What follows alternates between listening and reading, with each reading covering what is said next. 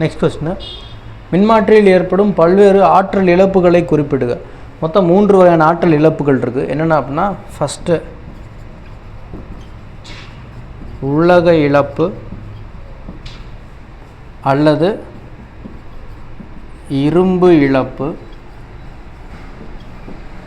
ரெண்டாவது தாமிர இழப்பு, மூன்றாவது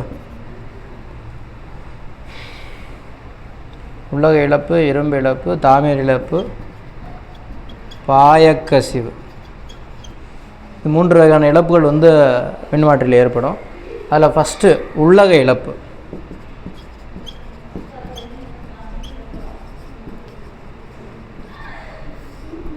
உள்ளக இழப்பு அல்லது இரும்பு இழப்பு அப்படிங்கிறது என்ன அப்படின்னா, இப்போ நம்ம உள்ளகம் என்ன பண்ணியிருப்போம் அப்படின்னா, சாஃப்ட் அயன் தேனிரும்பு யூஸ் பண்ணியிருப்போம், சிலிக்கான் யூஸ் பண்ணியிருப்போம், ரைட்டா. இப்போ இந்த தேனிரும்பு என்ன பண்ணுவோம் அப்படின்னா, தொடர்ந்து என்ன பண்ணுவோம் அப்படின்னா காந்தமாக மாற்றப்படும், திரும்ப என்ன பண்ணுவோம் அப்படின்னா காந்தத்தன்மையை இழக்கும். ஓகேங்களா. அப்போ நம்ம என்ன சொல்லலாம் அப்படின்னா, தேனிரும்பு தொடர்ந்து என்ன பண்ணப்படும் அப்படின்னா காந்தமாகும், தொடர்ந்து காந்தமாகும், அப்புறம் என்ன பண்ணோம் அப்படின்னா காந்தத்தன்மையை இழக்கும்.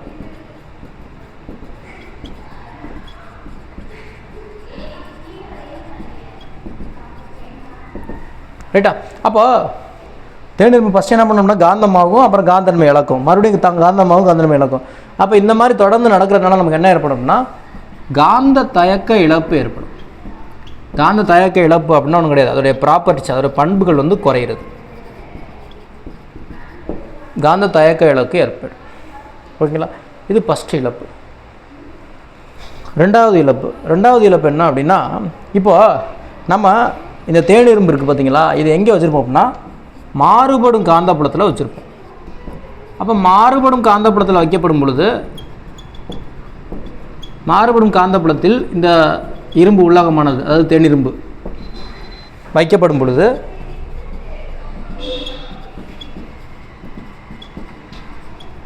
அதன் மீது என்ன உருவாகும் அப்படின்னா, மாறுபடும் காந்தப்புலத்தில் ஒரு பொருள் வைக்கப்படும் பொழுது அதன் மீது சுழல் மின்னோட்டங்கள் உருவாகும். ஓகேங்களா. அப்போ இதன் மீது நமக்கு என்ன உருவாகுது அப்படின்னா சுழல் மின்னோட்டம் உருவாகுது.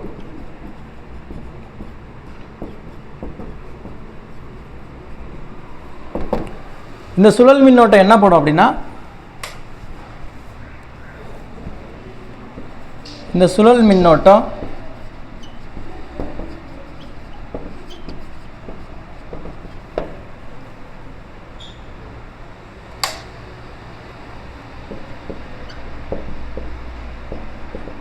வெப்ப ஆற்றலை ஏற்படுத்தும். அப்போ அவ்வாறு ஏற்படக்கூடிய இழப்பு நம்ம என்ன சொல்லுவோம் அப்படின்னா சுழல் மின்னோட்ட இழப்பு அப்படின்னு சொல்லுவோம். இழப்பு, ரைட்டா. ரெண்டாவது தாமிர இழப்பு அப்படின்னா என்னென்னா, இப்போ நம்ம பயன்படுத்தியிருப்போம் எதில் அப்படின்னா தேனிரும்பு உள்ளகத்தில் சுத்தப்பட்டிருக்கக்கூடிய அந்த கம்பிகள், தாமிர கம்பிகள். அந்த தாமிர கம்பிகள் வழியாக என்ன பண்ணணும்னா மின்னோட்டம் பாயும். அப்போ தாமிர கம்பிகள் வழியாக மின்னோட்டம் பாயும் போது நமக்கு என்னாங்க அப்படின்னா ஜூல் வெப்ப விளைவுனால் ஆற்றல் இழப்பு ஏற்படும். எப்படி சார் அப்படின்னா, தாமிர கம்பிகள் எல்லாத்துக்குமே மின்தடை இருக்குது. அப்போ மின்தடை வழியாக மின்னோட்டம் போணுச்சு அப்படின்னா கண்டிப்பாக ஆற்றல் இழப்பு ஏற்படும். ஓகேங்களா. அது என்ன ஆற்றல் அப்படின்னா வெப்ப ஆற்றல். ஓகேங்களா. அப்போ நம்ம என்ன சொல்லலாம் தாமிர ஆற்றல் இழப்புக்கு, தாமிர கம்பிகள் வழியே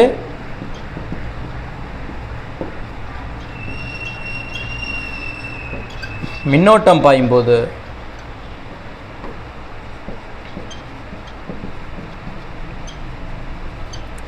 ஆற்றல் வெப்ப வடிவில் வெளிப்படும். அதாவது ஜூல் வெப்ப விதியின் அடிப்படையில். ஓகேங்களா.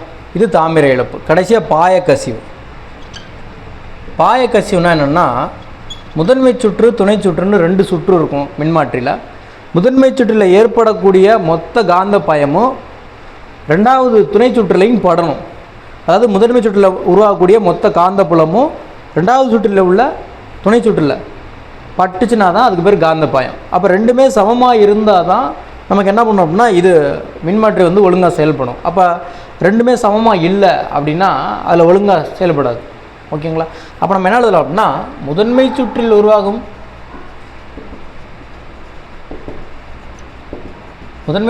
உருவாகும் காந்தப்பாயம்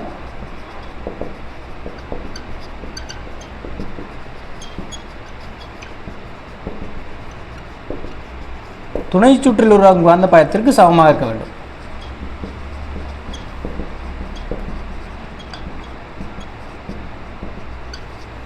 சமமாக இருக்க வேண்டும். அவ்வாறு சமமாக இல்லை அப்படின்னா நமக்கு என்ன ஆகும் அப்படின்னா பாய கசிவு ஏற்படும். பாய கசிவு அப்படின்னா மின்மாற்றியில் அந்த பயனுறு திறன் என்ன பண்ணும் அப்படின்னா குறையும். அவ்வளோதான். இதான் 3 வகையான இழப்புகள். ஓகேங்களா? இதை தடுக்கக்கூடிய வழிகள் யூஸ் பண்ணியிருப்பாங்க. என்ன உள்ளக இழப்பில் என்ன பண்ணால் சிலிக்கானை பயன்படுத்த சொல்லியிருப்பாங்க. அதுக்கப்புறம் என்ன பண்ணியிருப்பாங்கன்னா லேமினேட் பண்ண சொல்லியிருப்பாங்க. லேமினேட்னா என்னென்னா சின்ன சின்ன கேப்பு வெட்டி வச்சுருப்பாங்க, அதை பண்ண சொல்லியிருப்பாங்க. தாமிர இழப்புக்கு நிறைய காப்பர் கம்பிகளை வந்து நெருக்க சுத்த சொல்லியிருப்பாங்க. ஓகேங்களா? அதான் அதனுடைய இது. பாயக்கசிவுக்கு என்ன பண்ணியிருப்பாங்க அப்படின்னா அதனுடைய தன்மையை குறைக்க சொல்லியிருப்பாங்க. அது பக்கத்தில் கொண்டு வந்து வைக்கிறது அந்த மாதிரி அதோடைய தன்மையை குறைக்க சொல்லியிருப்பாங்க. இதான் மின்மாற்றியில் ஏற்படக்கூடிய பல்வேறு இழப்புகள். ஃபாலோ பண்ணிக்கணும்.